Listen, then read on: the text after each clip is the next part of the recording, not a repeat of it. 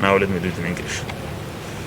In today's weekly report, of course, the first thing that the government of Somalia gives importance is security. As you all know, there are ongoing operations to eliminate Al-Shabaab in many parts of the country. In addition, the second part of the operation led by the federal government of Somalia is expected to start soon. A breaking news we just received says that the Somali government forces are battling or combating militants of Al-Shabaab who try to carry out an attack in Baladul-Amiin in Lower Shabeelada region in the southwest state of Somalia. It's also worth noting that the neighboring countries where the Al-Shabaab also can pose a threat are taking part in the second phase of the operation. These countries are Ethiopia, Kenya, and Djibouti. The risks of Al-Shabaab in Somalia will not be limited in this country, and that's why the neighboring countries are also ready to join this operation that will be led by the Somali government forces. It's also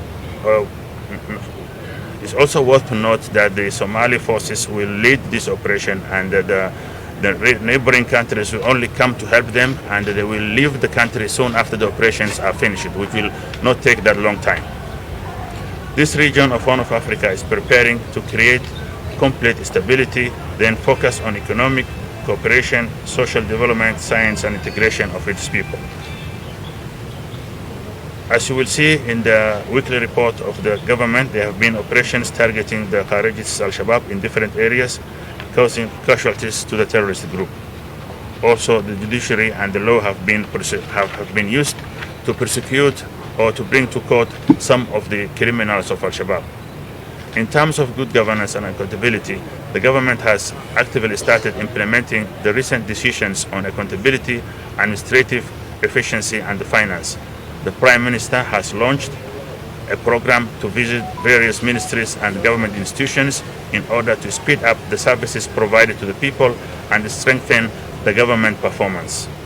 The Prime Minister also opened a conference to discuss fighting against fake news that is a threat to social cohesion, security, and the war to eliminate the Kharijis Al-Shabaab.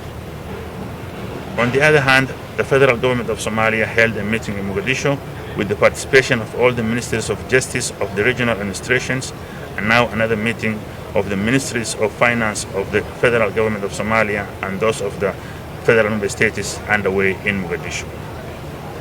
On other developments this week also, the government made good progress in terms of international relations.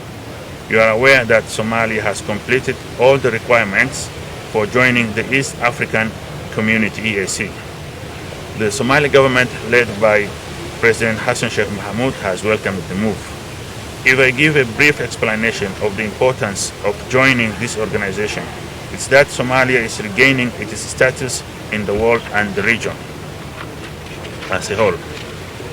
There will be economic and social benefits. Many Somalis currently doing business in member countries will be able to do their business more easily.